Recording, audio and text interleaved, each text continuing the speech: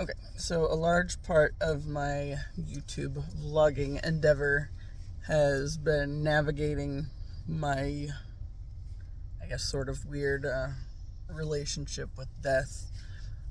Talked a lot about how my grandfather's obsession with his own death kind of pulled the whole family into this really weird dynamic where everybody was concerned about his death, even though it was literally just a topic of conversation for a good 33 years or better.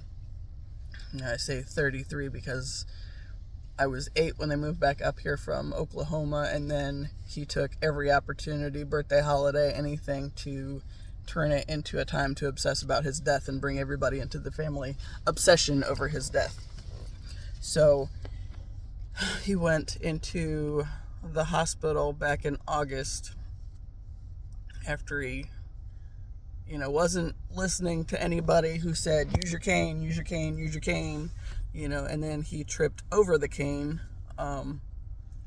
He blamed it on everything that was right there in the path, but the cane was also right there in the path. But he shattered his femur and then ended up in the hospital in August. And he was at that hospital for 15 days. And during that time, I spent a lot of time driving back and forth, taking my grandma and my aunt back and forth. And of course, the day he did it, driving my mom and her sister around, because they had him at one hospital and ended up needing to take him to a hospital with a better trauma center. So they did that, and then he had surgery at that hospital and all that fun stuff. So he was there for 15 days. In that time, my mom stayed all night at the hospital with him, all except for one night. And she always felt bad for that one night that she didn't stay there, because he was freaking out over everything. It's like, well, that's the man's life was essentially freaking out over everything. And so it's been this whole journey trying to figure things out, and then I guess really seeing how the family dynamics changed since I started setting more boundaries for myself and for what I allowed myself to get drawn into, because God knows the obsession over that man's death was never ending. Literally, when I was 8 and he moved back from Oklahoma after my great-grandfather died, everything became about this man's death. And to the day he died, it didn't matter how many friends he outlived in the process of obsessing over his death or anything else. Most people don't get to be 85, and he did, and spent every single day of it obsessing over his death, I'm pretty sure. Well, I don't know about every single day, but every single day of my life, I'm pretty confident. But at least for the past 33 years of being in the space that I was also existing in. And I don't think I really realized until I started setting my own boundaries how much I was just getting pulled into everybody else's stuff. And, my mom has said for years that when my great-grandfather died, first off, if you've paid any attention to my channel, you know how I am about numbers. This is a connection I am making, and I've made it another time before, but just kind of something funny to think about. So I was 7 when my great-grandpa died at 77. And yeah, so there's my 7s, and it was just broken up, so I didn't ever piece it together until I started seeing 37 everywhere, which was his birthday, March 7th. And I started seeing it last fall everywhere, like back in 2023. So I guess we're at 2 falls ago now. But once I started seeing it everywhere, like then it got to a point where it was really starting to get my attention, and then I started going to the classes at Inner Path, and Annie was talking about how if you see certain numbers, it's, it can be the birth date, death date, age at death, all these different things for essentially the spirits that are around you. So then, while I was sitting in that class, because I'd never really thought about when my grandpa's birthday, or my great-grandpa's birthday was, it's like, I wonder if his birthday was March 7th. And like, she was just kind of loosely talking about it. I was half paying attention, but it was like, I wonder if that's why I'm seeing it everywhere. And then come to find out, sure enough, it was. March 7th was his birthday. So, and of course, it has followed me, especially in the past year since, I made that connection, and then I've started making all these efforts at, I guess, going deeper on the spiritual side of things and really trying to learn and understand more about what's going on on that end of things. And yeah, this is like, okay, there's a whole twin flame thing that like came up when I sort of posed the idea of maybe being ready to be ready to consider the idea of like thinking about a relationship or something again after my divorce and all that fun stuff. And of course I was listening to Abraham Hicks a lot back then, and Abraham Hicks always said, if you're ready to be ready, then the universe will line you up with the lessons you need to get you ready, to get you where you need to be for those situations to come into your life, right? So I started out watching a movie with my mom, and just kind of half watching the movie and half writing, and got to a point where it just hit me, and it's like, maybe I'm about ready for that. Or ready to be ready for that, because it was still one of those things that's like I wasn't real ready to dive into that process on either, but was getting there, right? Or trying to get there, trying to get ready, and of course when the universe pointed out who it was for me, my initial reaction was like, who's my twin flame is? Was like, yeah, right. Figuring he was completely out of my league. And I was immediately met with this response of, are you going to let us do this, or are you going to try to do it your way again? It's like, well, what do I have to lose? So, we'll just see what it goes, or how it goes. So that started this whole journey. And I got to a point where it's like I was listening to his music a lot, and it's like I really feel like this is borderline obsessive. And it's like I have this thought, and no sooner than I have this thought, I'm scrolling through YouTube, and like one of the first videos that pops up is this white feather tarot reading, and she says, you're worried that this is obsessive, but your guides are saying it's not, and it has to be this way right now. It's like, okay. Obviously that's for me, because that's clearly in response to what I was just thinking. And then I watched another one after that one. It was White Rose Guidance, and it was messages from your person kind of a thing. And one of the cards she pulled said specifically, listen to my music. It's like, I guess I gotta kind of roll with this, right? So, yeah. So, there's been this whole weird dynamic of unraveling through all the past and, like, the obsession with death that's kind of been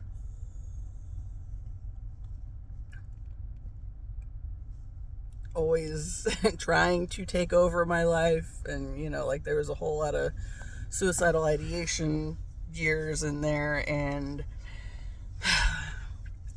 I, see, back in January last year, that was when it really started to be made clear to me that I needed to focus on my boundaries. And of course, I've talked about how that comes up with it came up through sorry, my bracelet's all jacked up and now it's bothering me. Through tigers, and I got this one picture of a tiger at the zoo when we took my niece to Zubu in 2023, and she's like looking straight at me. And she came over and started pacing next to the glass, and I really wanted to go over because it just felt like she was looking specifically at me, and like the picture I took of her, it looks like she's looking right at me. So I printed that one out because that's a damn good picture. But I've talked about on here before, like I have one card deck, the Animal Apothecary deck, that I kept pulling these two cards out, and they were the tiger cards. And one was Claim Your Power, and the other talks about sacred boundaries. And then I started going to the classes at Inner Path, and Lanita was talking about, she said the first thing she does with new students when they come into the class is to check in with their guides and see what they need to work on specifically. And she said my biggest focus needed to be on boundaries and protecting and shielding my energy. It's like, okay, so this is the whole thing, right? So it started me on this huge journey of trying to, I guess, really understand how big of a thing this is in my life. And as I've started to, I of course wear all my rocks that, not all of them are for shielding and stuff, but a bunch of them are.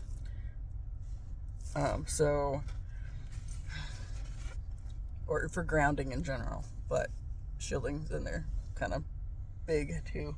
But the thing is, when I was with my ex in Alabama, we went to New Orleans for just kind of spend the day there one day.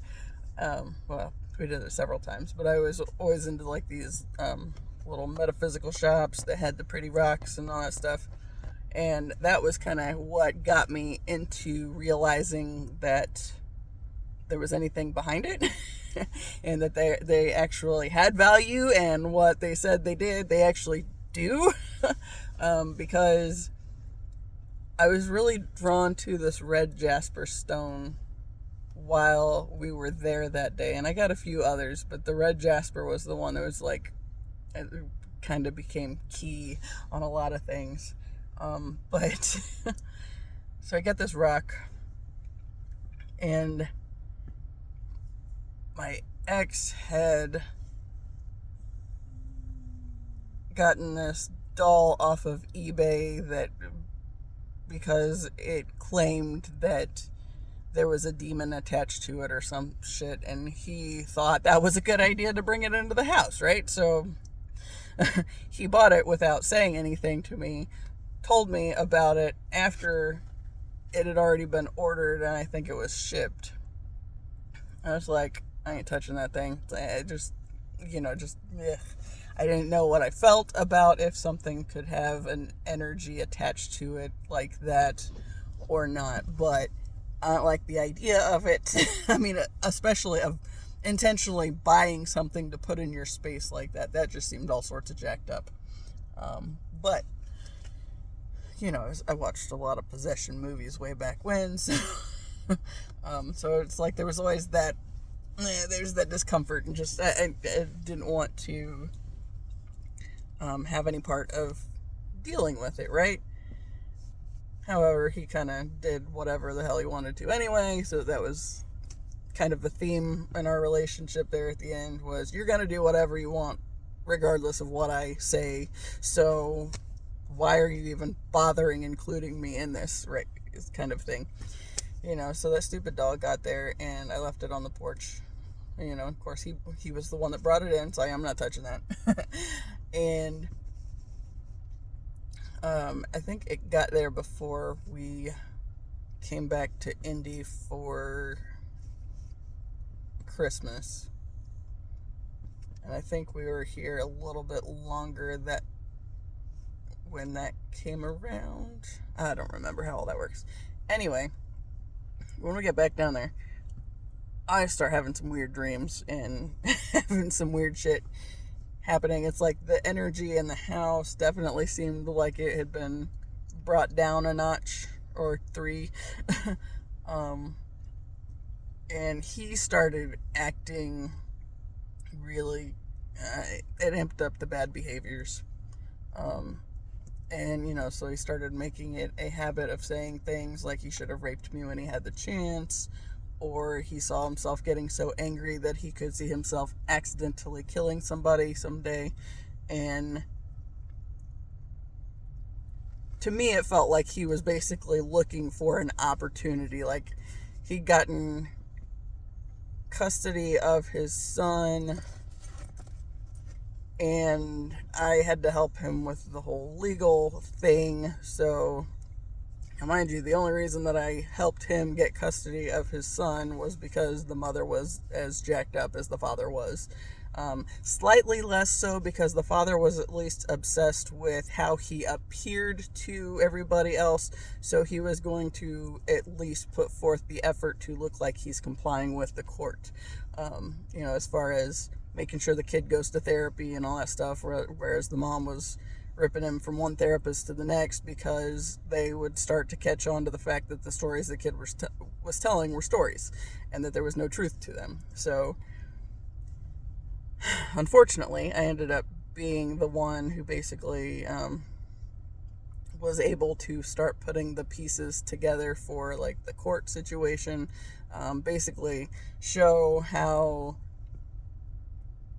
the mom's stories were coming from, that there might be something where there was a little hint of the truth in it. Like, she took the fact that my ex's grandmother had died and turned it into this whole other thing. So it's like, of course, that's public knowledge that, because the obituary's out there, that the woman died, and it says when the visitation services are and when the funeral is. So when that whole thing was coming up, we were coming back to Indy to pick up my ex's son for his spring break. And we had left the house when we found out that his grandma had passed away. And we were talking about it, and I said, you know what? I said, your kid is part of the reason that there's so much confusion on this other end. Your brother has the right to go to his grandmother's funeral and have that time be safe for him to mourn. So we're just going to go down, come back up to Indy, get the kid, and take him back to Alabama with us for his spring break. And then we would bring him back at the end of it and all that stuff, right? So,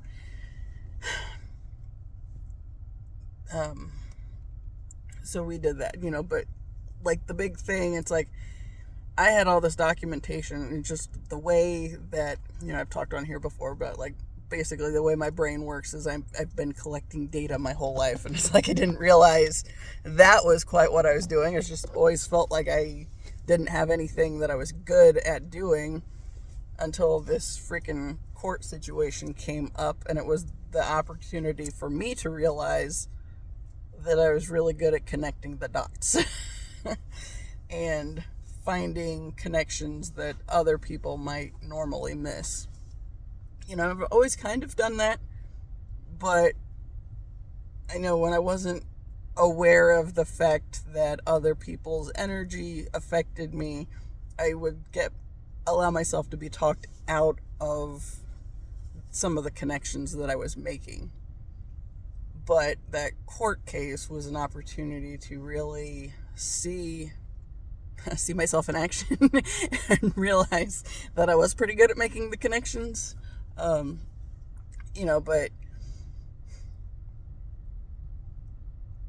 yeah, there was that whole thing. So I don't even know.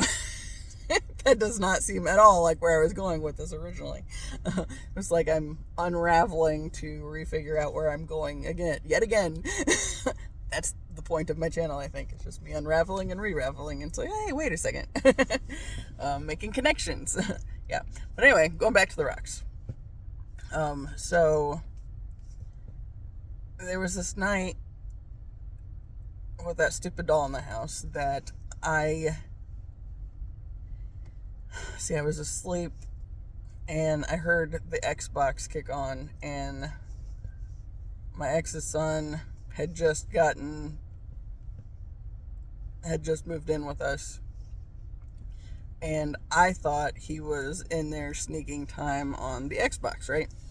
So once we'd gotten custody of him, because there had been so many things said along the way, my former in-laws got us cameras for the house, just to make sure everybody in the house was protected. And,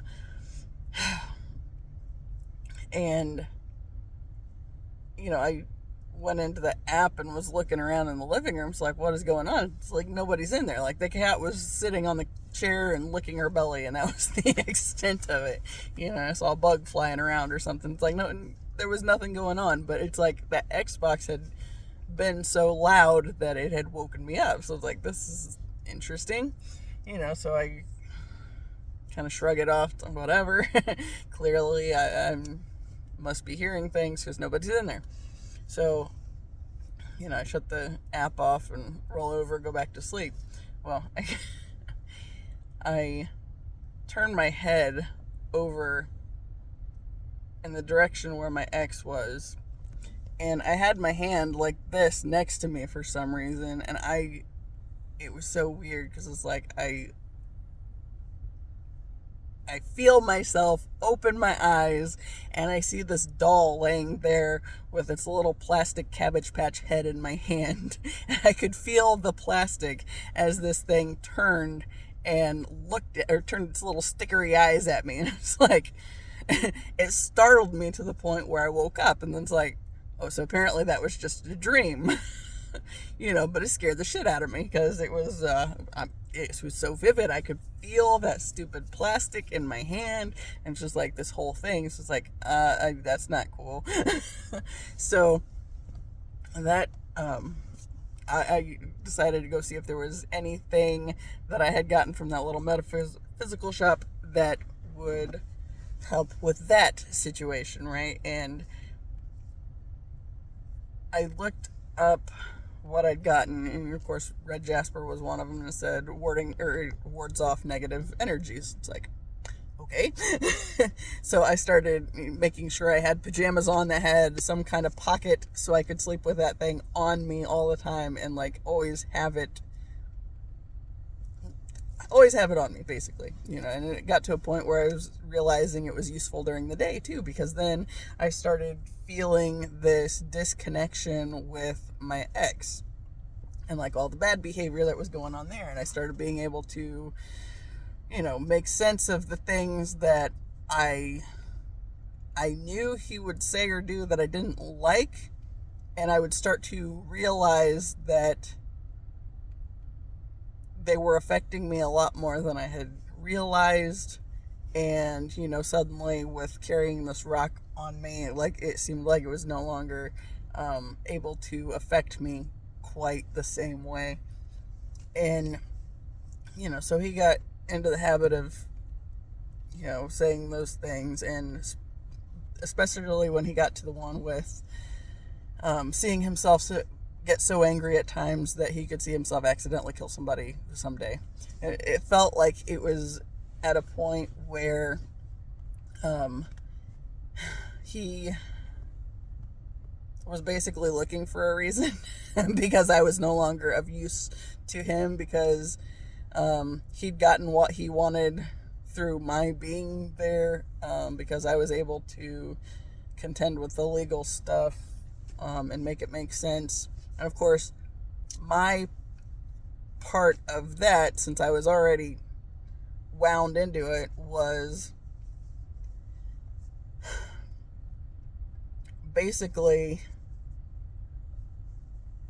I saw an opportunity to help my ex's brother, who was unfairly getting pulled into shit because of his brother being an asshole to other people.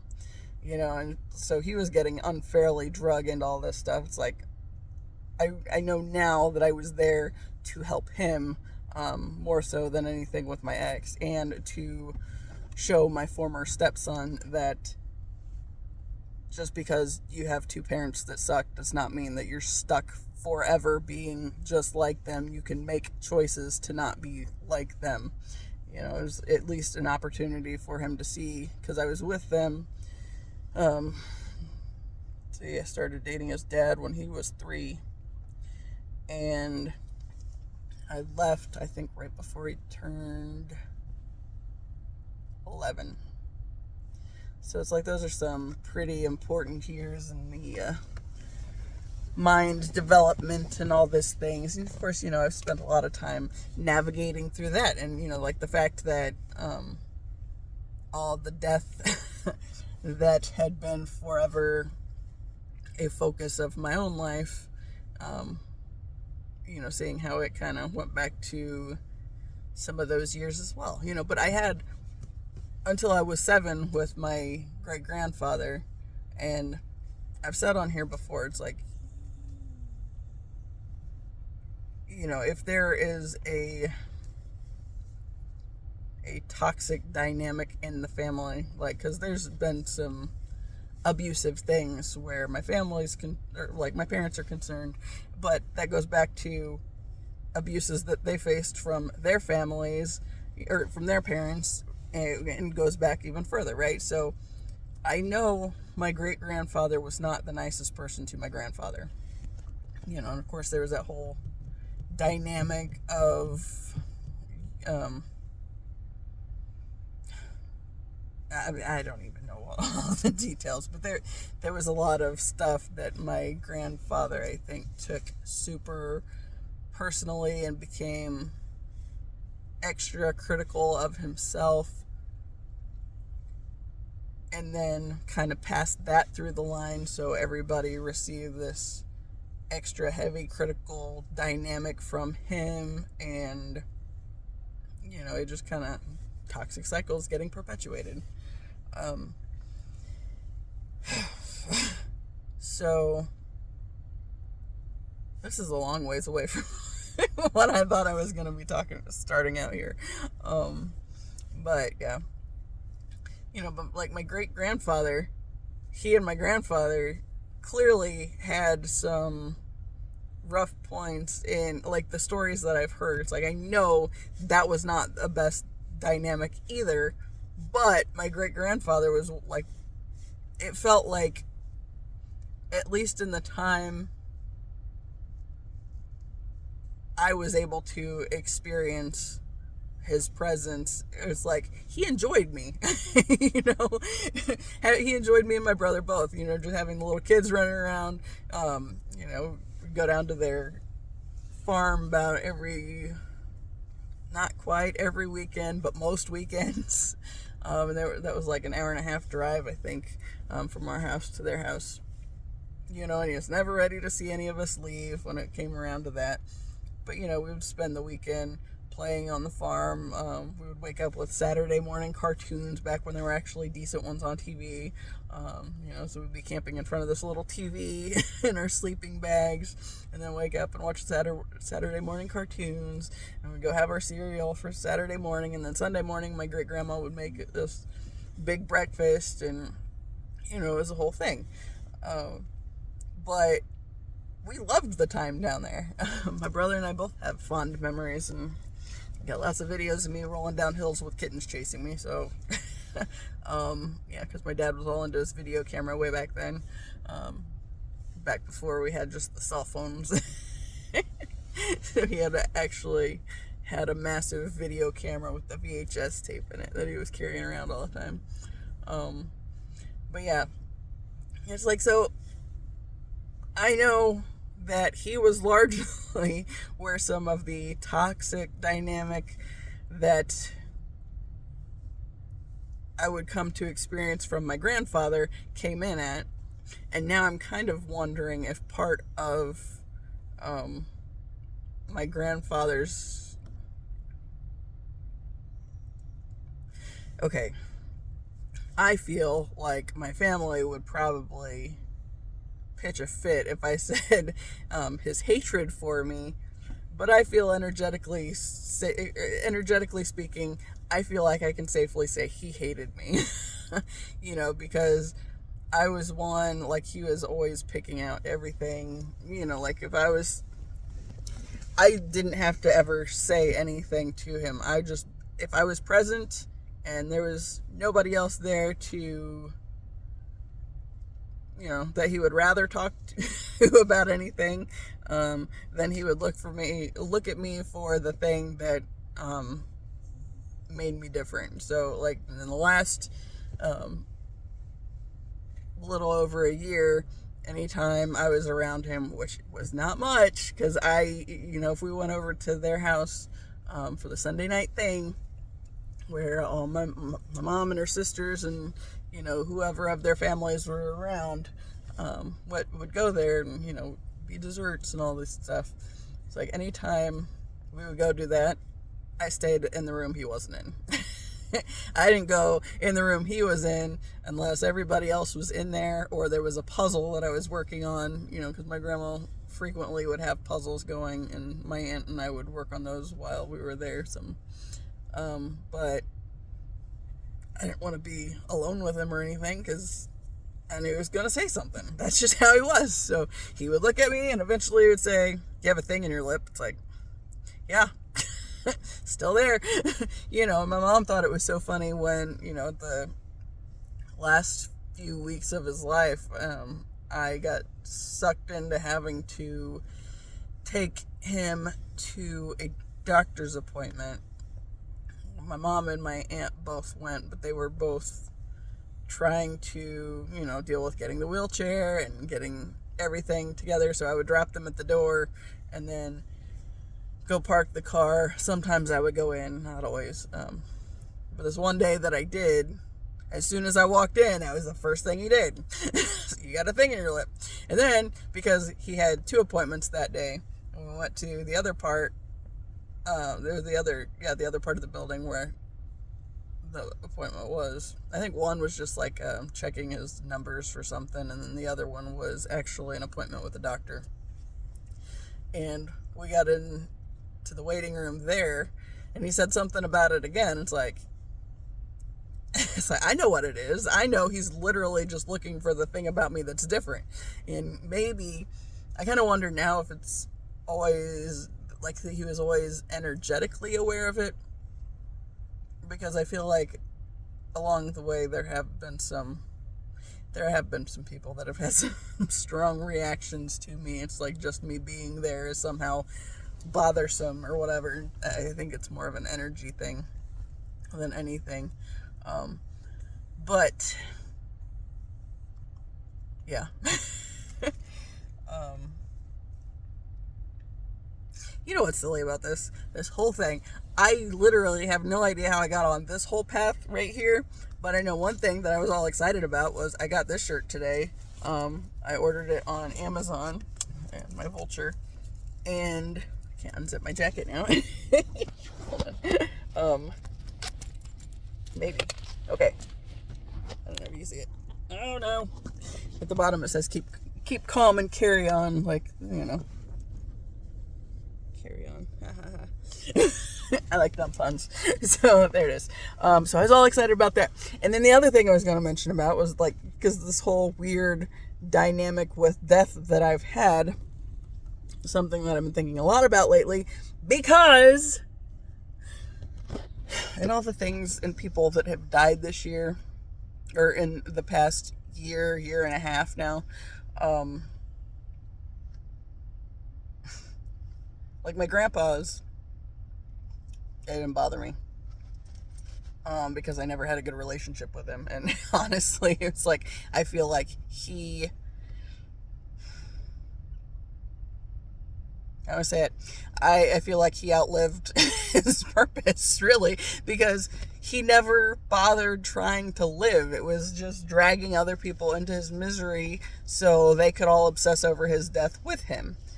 So back in August, when I decided I wasn't going to mourn his death anymore, and, back in January, when I was setting boundaries energetically, so I'd stop getting pulled into all the BS. Oh, that was the Red Jasper thing. That was where that came in, because I started carrying that stone, and then I started seeing things that it was like doors were slamming in between, like, my ex's energy and my energy. It's like, nope, that's not going to affect me anymore. And, I got to a point where I would realize he was literally just trying to get a reaction from me, and then I stopped giving it to him. And it's like the more I was able to resist giving him a reaction when he got pissed off about something, it's like the more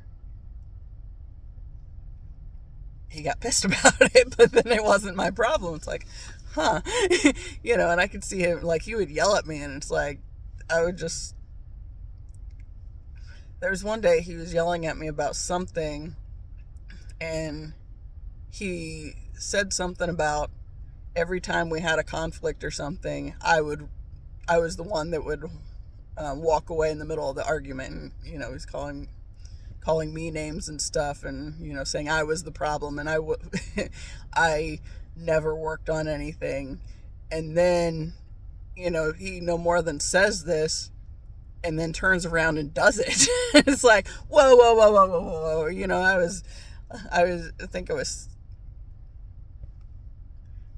I think we were arguing in the living room, and he made this comment, and then storms into the bedroom, and then I go outside with the dogs, and it's like, wait a second.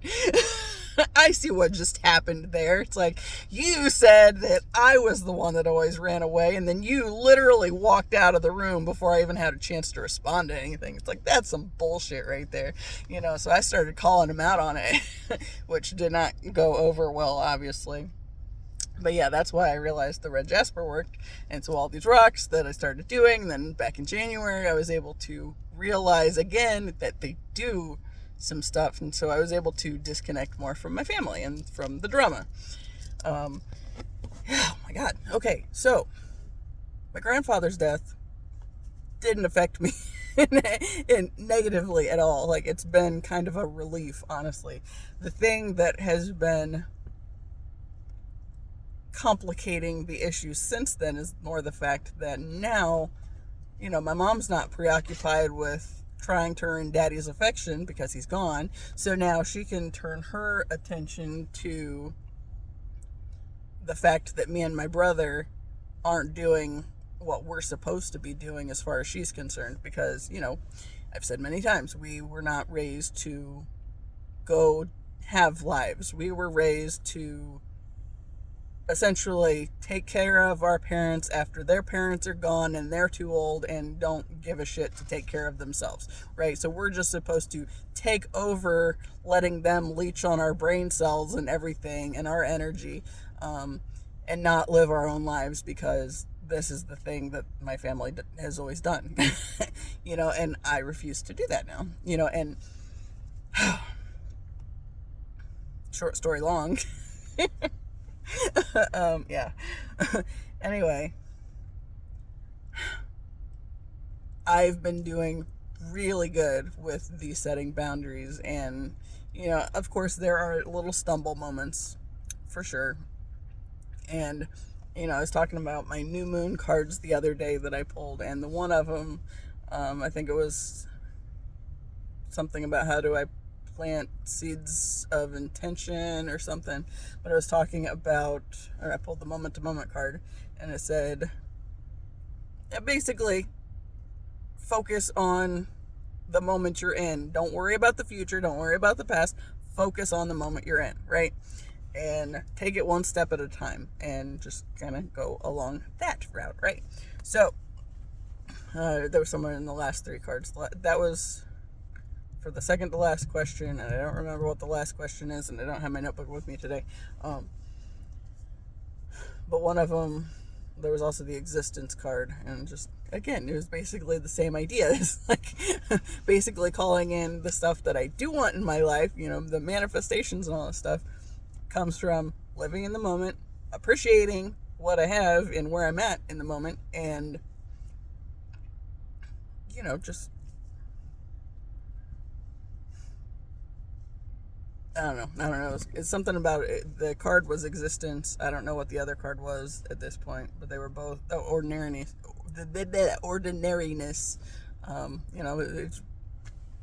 Stop looking for the exciting, the big fancy things. Just do what you can with where you're at right now, and the universe will line up the stuff that you need for each step along the way. Right. So. Okay, so why did I go into that? Oh, because I wobbled. I not only wobbled, I fell flat on my face real hard this week. Because, okay, so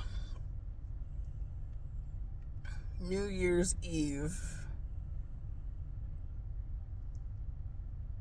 my dad, and I kind of, there's this moment, I think 2 videos ago, I don't even know what I was talking about now, but I said something about almost feel bad about leaving the 2 dogs behind that wouldn't be going with me, and that being my parents' Shelties. And New Year's Eve, my dad had picked up his dog and carried her over to the couch, and I don't know what happened. Something happened when he went to sit down with her, and she screeched, and like she was acting real weird. So we don't know if he accidentally pinched something or what happened on that end. But when I'd been doing laundry, I walked into the kitchen, and he just sat down on the couch, which you can see in that little spot. Like her head was at kind of a weird angle, and it looked like she just was having difficulty moving. And I went over to where they were on the couch, and kind of like I was really concerned about whether she could walk, because it seemed like her hips were kind of at a weird angle, and it seemed like she couldn't move anything on her own. So I kind of rotated her hips around a little better, and it seemed like it eased up some of the pressure. I don't know, but I was like, I want to see if she can walk, because whatever just happened, it's like I was concerned about whether she could even walk. So I put her on the floor, and she stood there, and then she kind of, she was walking, she was always kind of unsteady when she would do anything. Kind of like she was uncertain of where she was going or what she wanted to do, or that she wouldn't be stepped on or whatever, trying not to be in the way, but at the same time trying to get somewhere else. She just seemed like, she was walking, basically, is the point. So I put her back on the couch with him for a little bit, and it's like, don't let her jump off of here whenever you guys are done sitting down, or she acts like she wants down. Make sure either me or mom come over to put her on the floor, because I don't think she can do that on her own. Or I don't think it would be a good idea for her to do that on her own. And so we were kind of keeping an eye on her. And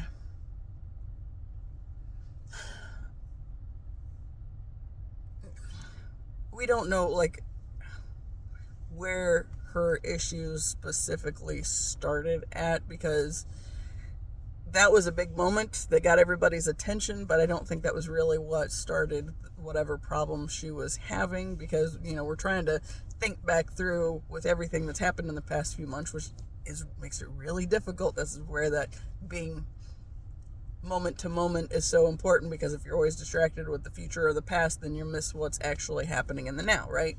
And so we don't know what was going on, or what might have been going on with her along the way, because then we're thinking, was she eating right? When's the last time? Because things were kind of weird, so we don't know what specifically happened or was going on. I know on New Year's Day, I woke up and I had this really sharp pain kind of like right in here, and I had headaches all day. And it's like, am I feeling what she's got going on? Or, because it kind of almost felt like a pinched nerve or something, but like really bad headaches. And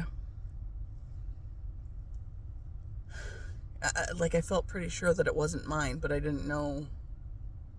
I mean, I know that sounds crazy because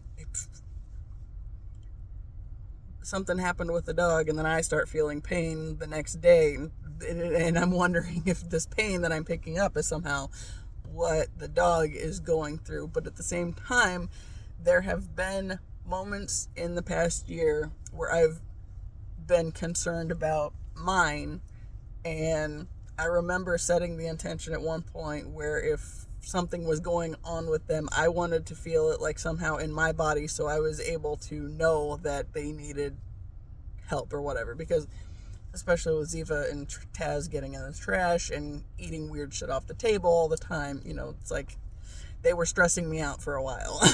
And it goes back to that being in the moment thing. Because if you're always worried about what could happen, it doesn't really give the divine room to work in what is happening as much. I know that sounds crazy, but such as my life kids. But anyway, so I'm like, I was having this headache, and I would spend some time kind of like holding my hands there and trying to like, if I sent focused energy on it, it's like it would ease up quite a bit. But then before too long, it would come back, and it's like, So I'm less shy of just sitting there with sending energy to it all day. But, and I mentioned something to my mom, and she's like, did you sleep on it wrong? It's like, I don't think that's it. And I sent my brother a message. It's like, I'm wondering if I'm feeling what she's feeling. And I said, that sounds crazy and doesn't make any sense, but I'm still kind of wondering. And he said, it's funny you say that, because I've had neck pain today too. It's like, so are we both doing this thing? So that was like a whole thing, right? And since I was having a hard time staying in the moment with everything else, I think it was before I think I had seen the cards, and the cards, the cards were what spurred me on to putting the bedding into the dresser on New Year's Eve evening, because if I did nothing else productive, I wanted to make sure to do that so I could have at least that thing done. But then I spent this time, because I had to get like the laundry basket I have, or my hamper at the end of the bed. It's like, it's clean clothes. It's just stuff ends up stacked back in there until I put it back in the drawer, and that might be, like 3 laundry cleanings in between or whatever. Just because it's always such an ordeal to go through everything. Anyway, but they're clean. So I usually just end up picking stuff out of the laundry basket, or it goes back and forth from bed to the basket while I'm trying to, or when I'm trying to figure out what I want to wear or whatever. But then, I was having this deal where I was having this argument with my family in my head, and congratulations, by choosing to remain in misery rather than ever trying to do something not in misery. It's like, now you just made it so me and my brother really don't want to have a whole lot to do with you guys, right? Because that's kind of where we're at, and like the other day, my grandma was being a bitch to my brother and his wife when they went over, because they didn't go to my grandfather's funeral because my 8-year-old autistic niece had a choir concert. And it was like a field trip. downtown, and she was looking forward to it. And since the majority of our lives were spent obsessing over my grandfather's death, my brother didn't feel bad about missing it either. It's like, you shouldn't, and especially with an autistic 8-year-old, it's like there's no point in making 2 days about this whole thing, and my grandma even made a comment about we should have just done it all in one day or whatever. Well, yeah, I don't know. But they didn't. Since they didn't make it all in one day and stretched it out over 2 days, whatever. The 8-year-old didn't need to be there for all of it anyway. And since my mom was, ever since my great-grandfather's funeral, I've heard multiple times about how she's never heard such gut-wrenching sobs come out of a child in her life. And, I had this big traumatic ordeal, or like fear of death and all this stuff for a long time. But then as I've been setting my own boundaries and realizing that it's literally everybody else's obsession with death, I think that was what pulled me into, all this density, just the garbage that, if they can keep you in the negativity, then they can keep you there with them in their misery, because they're not going to step up and choose to elevate and do more for their own lives and try to live their own lives, because they don't want to do that. They're content in their being miserable for whatever reasons. I'm not content there. I never was. And the fact that I got pulled into it, it's like, that sucks. But I wasn't raised to live my own life, and now I'm choosing that I want to have my own life, regardless of how my family views me for, because I'm pretty sure my mom thinks I'm selfish, and I said some things about my grandfather the other day, about my grandparents. My mom said something at the dinner table that my grandma is all over the map, and you never know what you're going to get out of her anymore. And I said, yeah, that happens when you've been under somebody's thumb your entire life and they're no longer there to put you under their thumb. So you don't know what to do with yourself. And she was like, that's enough. Or she tried to come back with something else. And then when I said something else that kind of pissed her off. It's like, I'm going to say the things. I don't care if they piss you off, because they need to be said. And at some point, that point where my grandma even commented back in August about being surprised, my mom didn't get arrested for child abuse way back when. It's like, see, that just, to me, shows that my grandma knew there was a problem and chose not to do anything about it. And I've talked a few times on here about how that really hit me hard when she said that, because it was like, then you knew there was a problem and you chose not to do anything about it. So that sucks. And then, just realizing that it was able to be perpetuated because, everybody wants to just rationalize it away and say it's okay when it's not okay. And, I think me and my brother and our generation, I think we are specifically here to call attention to the fact that it's not okay. It's never been okay. It just kept getting worse until somebody chose to stop and say, hey, we got to do things differently. This isn't working. But of course, now that we're in the deconstruction phase of that, it's not going over real well with the people who accepted it and just wanted to pull us all into it, right? So it's like, this is a whole collective thing that's, I've said many times, you're only responsible for your part and for choosing different for yourself.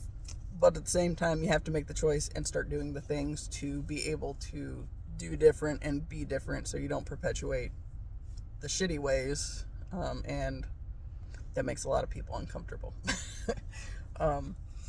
Anyway, going back to the dog. Since, my mom and dad were trying not to have to rush to the emergency vet because she seemed like she might be okay, but we knew she was probably hurting a little bit because she was moving a little slower. We gave her a pain pill that we had for one of the other dogs.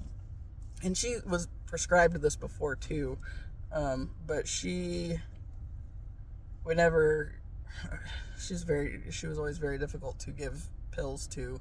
She was the kind that would spit it out, and, she stopped wanting to take the cheese slices or have any of that because she knew there was going to be a pill in it and she was going to spit the whole thing out, and then it became this whole ordeal with that. So, since we knew she was in pain, we gave her one of the pain pills, but then we were kind of thinking about later, it seemed like she was acting confused. So then it's like, did she have a stroke? So it becomes this whole other thing. And it's like, if she had a stroke, then that pill that we gave her probably what we shouldn't have given her. And then that became a thing. And then I took it personally. And then I was like, I had a meltdown, y'all. I did. Because suddenly it was like, did I do something that brought this thing, okay. Here we go again. So she died, right? On New Year's. And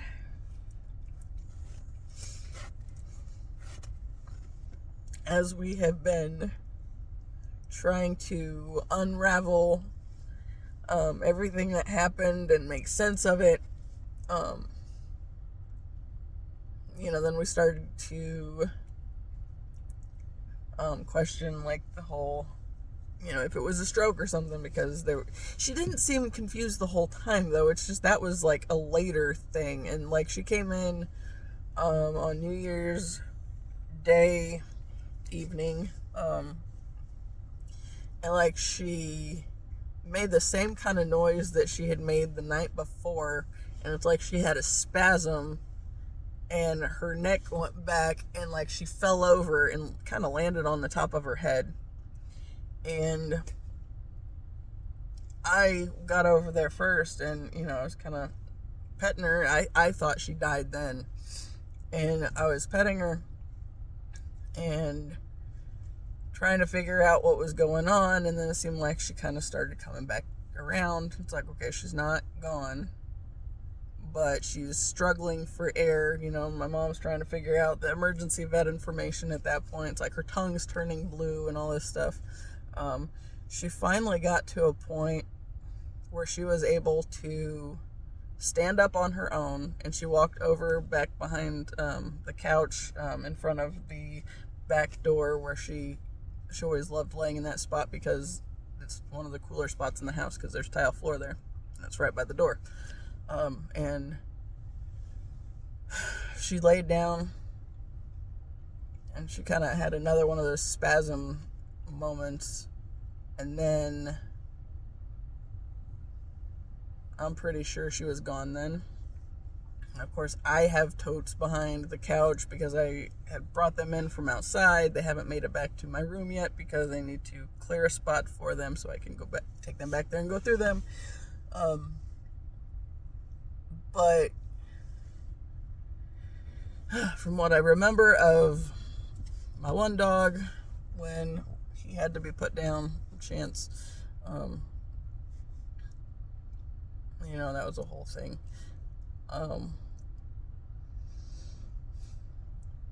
It was like, I remember one of the first things that happened, once his system shut down, was like the back end just completely released, right?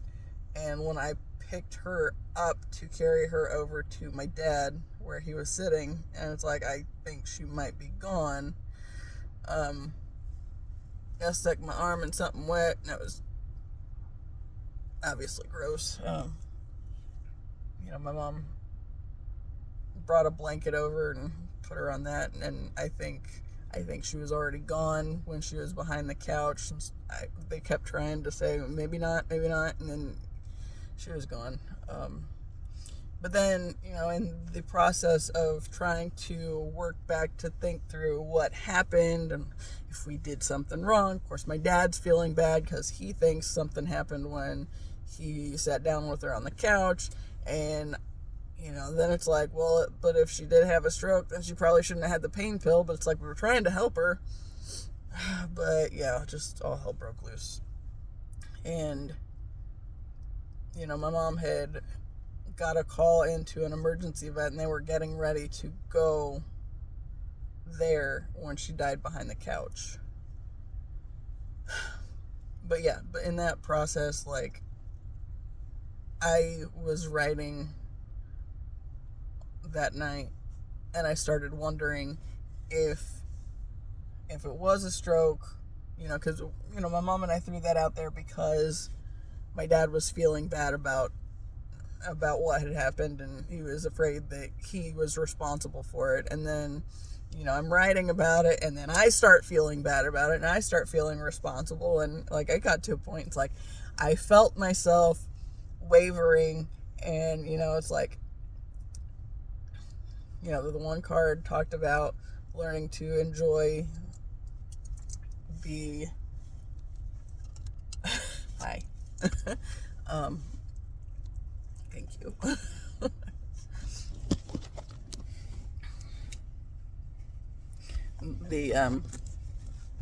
The peaks as well as the valleys, right? Hi, what are you doing? She got a really short walk. It was less than 1/10 of a mile. She did not approve. And now she knows it's time for the food to happen, and we're not ready to go yet. So that's her telling me it's time, because right now is usually when I'm getting it together. But anyway, I was writing. I didn't even finish writing. Of course, that's a twin flame book, so it's like everything as though I'm telling the story to him. And then I just got to a point where it's like, it might be my fault, and then I felt that moment. It's like, it's like that moment before I stepped fully into the guilt of and feeling like shit, like feeling like it was my fault. And then it's like, and that was the whole thing. And then I think I cried for a good 3 or 4 hours, kind of kicking myself. And it's like I didn't do the normal stuff I usually do to try to put myself in a good space before I go to bed. And then the next day was a hot mess. And oh my God, I was slow on getting up and moving. Was that yesterday? Fuck, I don't know what day it is. It's the 3rd. Yeah, so that was yesterday. So I was real slow on getting up and moving yesterday. Like, I mean, I was awake. I just wasn't in the mood to do anything. So I was laid in bed longer. And I knew my parents were going to take her to the place to have her cremated sometime yesterday morning. And so I knew at some point they left for that. I didn't know anything else they were doing or whatever. Now, I did make a comment to my mom about if she did have a stroke, she probably should not have had the pain pill. And my mom responded something about, well, it was flat out her time to go, and we're not going to do this, and kind of a thing. But it's like, what I felt from this message was Mama was glad to get some control back. I just felt that in her energy. It's like, son of a bitch. It's like, but I don't have it in me to care more right now. And, so I read that sometime in the morning, and then I just kind of closed it and was laying there. And I thought through a lot of things that I didn't get written down. My plan for yesterday was, I thought about doing a video, and then I thought, it might be better to just take some time, kind of decompress, and focus on the writing stuff instead. So I wasn't getting all fancied up or anything yesterday. I got up and I put sweats on. And I got a text from my brother when I sat down at my desk to start writing some, and I get a text from my brother, and he says I was ninja'd. I was like, what? He said, Mom just showed up. It's like, because of course he has been able to successfully avoid her for a while, and yesterday I didn't think anything about it, honestly, until he sends me a message and said he got ninja'd, and then he said he was in the bathroom. It's like, okay. So my mom and dad took one of Gracie's Christmas presents over to her, and then my brother's sending me a couple of messages, and then I get a message from my mom asking if I'll bring the rest of their stuff over. It's like, okay. It's like, if you knew you were going over there, why didn't you just take it, kind of a thing. But then that became this whole tedious ordeal, and then I ended up getting ready for the day and doing stuff after all. It's like, fuck. And I looked like a hot mess because I've been crying all night, and it's like, it wasn't a good day. Well, I was in the bathroom getting ready. Mom's telling me where all the stuff is that I'm supposed to collect to take over to my brother's house. I get a call from my aunt, and she says that she needs help because Grandma fell and she can't pick her up alone. It's like, okay.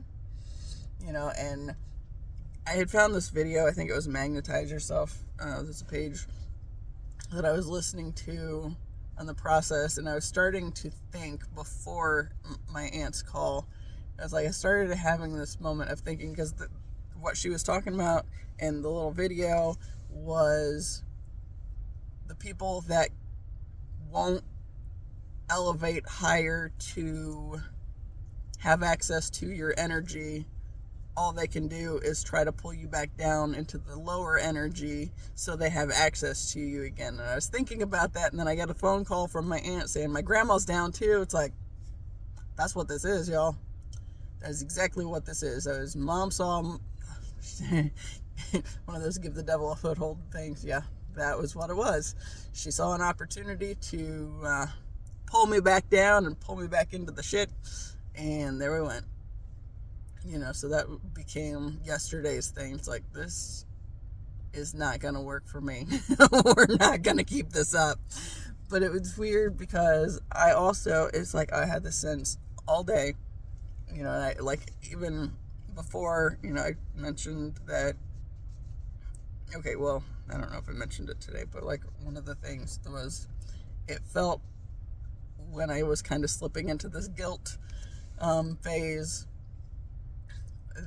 and I was unraveling. It's like I didn't allow myself the time to catch myself, and I just kind of fell into it. But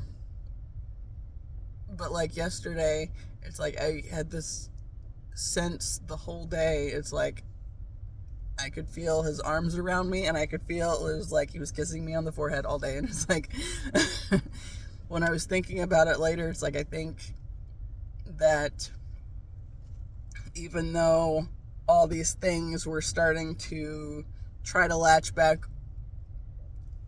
onto me as much as they possibly could, it's like I still had that energy, that divine access point, because,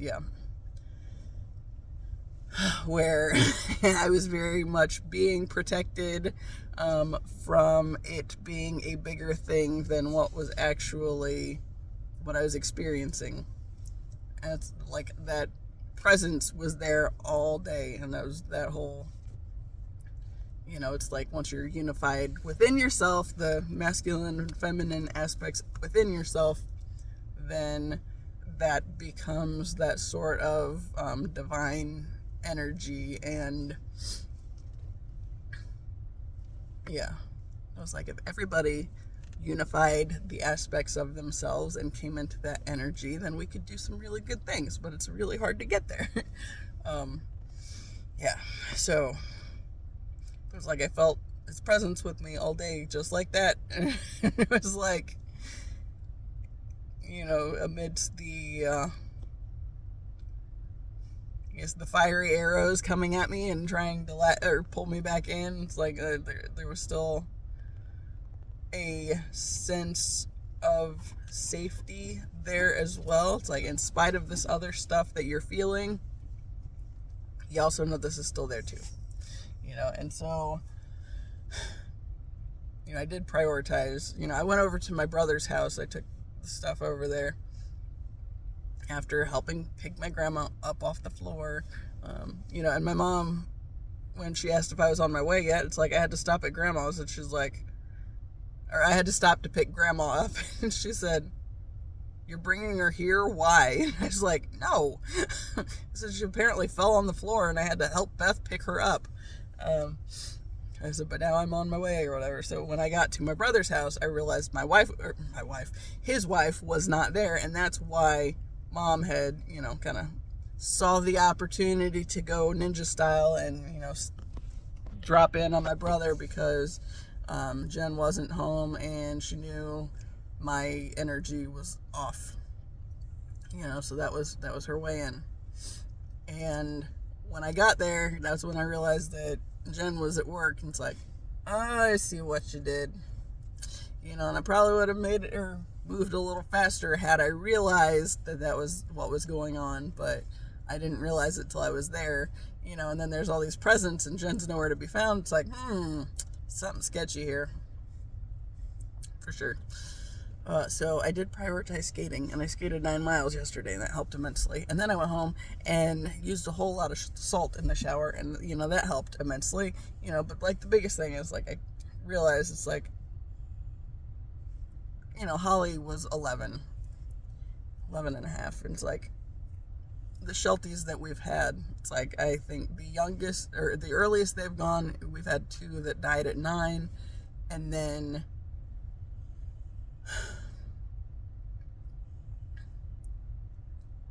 I don't know if Chance made it to 14.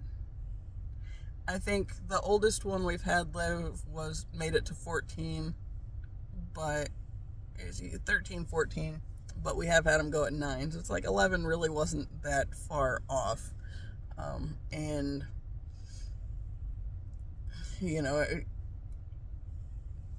I feel like that was always going to happen one way or another, but it was one of those things that was kind of universe showing me the thing that could knock me off balance, and show me how quickly all the shit jumps right back in if you're not being mindful of that, or if you give in to the guilt and the feeling bad about stuff that really, like I've said before, she was going to die at some point. That's just, that's how life on this planet works. You don't get out of this planet with the physical body, right? The body doesn't last forever. And yeah, but that was the whole thing. But it was just, I guess I just needed the live demonstration for myself of the thing that would knock me off balance, and how that could go if I get off balance, and why it's important to even then, hey, quit legging, to be mindful of what I'm doing, what I'm putting out there, so I don't draw more of the shit in, because, it'd been a while since I got called to have to pick up my grandma, too. You know what? I don't know. Okay, the 2 days before my grandpa fell, we got called over there because she'd fallen on the way out to the garage. I think that was the last time my aunt and I had to go pick her up. And I think that goes right along with that whole point of, because she was so distracted with, well, no, we did have to pick her up one other time when he was at the rehab hospital. We went to a late lunch at this restaurant, my grandma, my mom, my aunt, and I. And on the way back to the car, my grandma didn't like where she was walking and decided to try to step up on the median and fell and collided with the side of the car instead.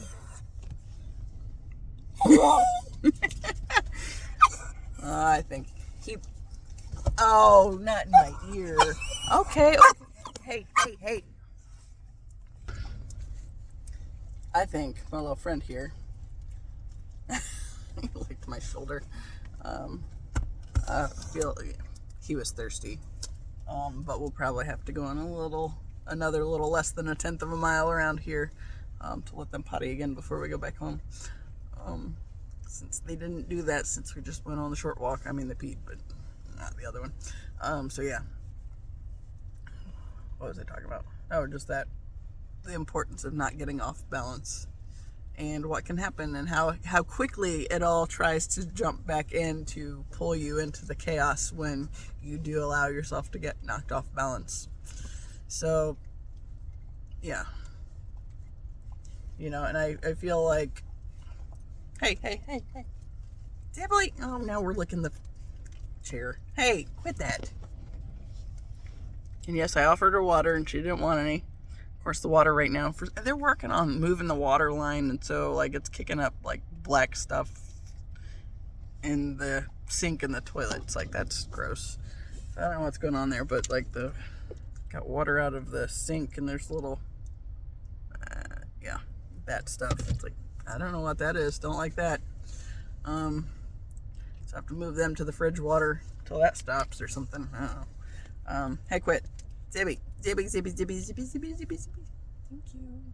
you. When I'm watching the videos as I'm posting them, to make sure I get everything mentioned that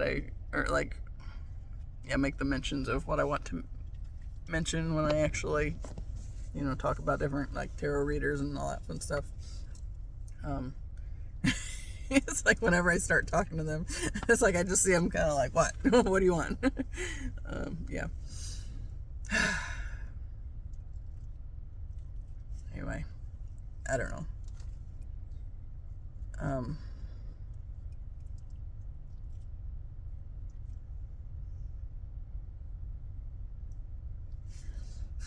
I just kind of at the point I'm really ready to move on to the next thing, and not have to contend with the BS as much. Oh, here's another thing. I came home yesterday. Mind you, they dropped the dog off to be cremated yesterday. And when I got home with my dogs a couple hours after, taking the Christmas shit to my brother's house, and, eventually my mom and dad were leaving at the same time I was leaving, but I went back home and got my dogs and, went and, actually, I think we all were back at the house at the same time because I felt bad leaving Peppy by herself, but then they got home. We were trying to leave my brother's house at the same time, but they didn't get out of there as quickly as I did. But I was kind of moving slow on getting things together with getting these guys walked. And when we got back from the walk, my mom had some Facebook page up with puppies. It's you're already looking at puppies? I was I feel like that's a little rushed. And one of the things I had thought was at least there's some time to decompress. My dad can mourn his dog because that was very much his baby. And, we still have 4 dogs in the house. It's we don't need another one right there. And it's I'm hoping I can get out of that situation before she tries to bring another puppy in. Because I know this beastie here. Yeah, thanks. I moved his head so he could be in the picture. He is an awesome dog. But he's got to be watched with puppies because I don't want him. It's like a bull in the china shop. And I don't want him to hurt somebody, a puppy especially. You know, we've had him around my aunt's corgi puppy, and it was fine. But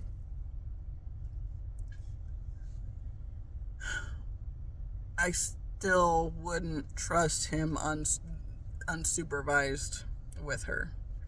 You know, and that's my supervision, because I know nobody else is going to keep an eye on, like, the energy dynamics of it, you know. And, like, my aunt obviously loves her puppy, but I don't think she's aware of,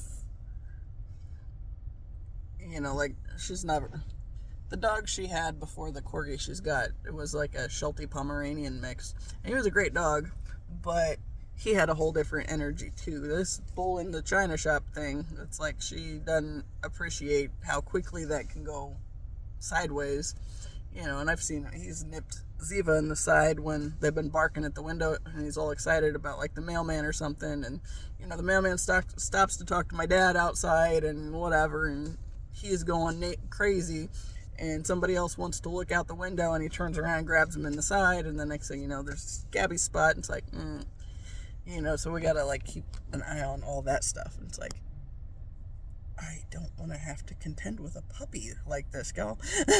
I just don't. And honestly, it made me think immediately of the fact that when I was leaving Alabama, the very last week I was there, you know, my ex knew I was leaving, and there was nothing he could do about it. And he knew I was taking all the dogs with me. So he shows up with 2 random husky puppies that he claimed he just found in the neighborhood somewhere, which could have been the case, because I know there were, you know, people would do that down there, just dump off puppies that they didn't want. But I don't know. But then there was 2 husky puppies to contend with, and it's like, I'm not taking them with me. They're not mine, you know. And but I refused to try to make that connection with them, but at the same time, I did make sure to get them to the vet to let him pay for that treatment, because they were around mine for a week. We couldn't just leave them in the freaking dog run out. I don't remember if we did it all. It's like, I didn't feel right trying to leave them in the dog run outside, even though, like, we had a privacy fence around it and all that stuff. It's like, I don't feel like that's particularly safe, just because I don't know what they're gonna do, and if anybody else is gonna, you know, if any other animals are going to hear them and see them as a snack or whatever. So it was like a whole complicated thing. And it was irritating, but it was something to have to work on. I learned that Gidget was terrified of puppies at that point. So that was useful information. And we've worked on her with that. She's still not great with them, but she's less afraid of them than she was. And yeah. You know, so then she starts talking about a puppy, and it's like, the way she kind of lit up when she was talking about it, it's like, that's, you know, that's not a good idea right now, right? It's like, let's push that point, because I really don't want to have to be responsible for another dog in the house and trying to just juggle the confusion. That's not I'm so over it, y'all. So over it. On the other hand, I guess if she wants to keep pushing that, I can't say, hey, you know, well, no, because she doesn't know that I'm thinking about leaving. No, she doesn't know that I very much want out. I just got to find a way to get out. You know, she doesn't know that's even a conversation point at this point, I don't think. Yeah, I'm not going to say that my brother and sister-in-law had thought about it either, because then that was more to rain down on them. It's like, yeah, nope. You know, and the other day, it was kind of funny. My mom started spouting off about feeling like my sister-in-law is trying to alienate my brother from his family. I was like, is it that, or is it my brother's family is trying to alienate him from his wife that he chose to marry? And my mom's like, no, I don't think that's it. It's like, I kind of do. Honestly. Because I've said before, it's like, this isn't a family people marry into easily. And, yeah. And I refuse to just keep this bullshit up. It's so stupid. Yeah. Just like, it's time to go,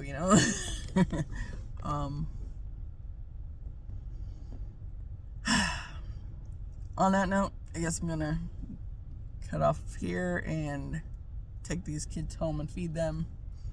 And chances are Peppy might be by herself at this point, because I know my mom had an appointment at 4:30. I don't know if my dad was going along for that or not. I guess if she's not there, they might get to wait on theirs. I don't know. Since they all eat together. But as always, I appreciate you, and until the next time, see ya.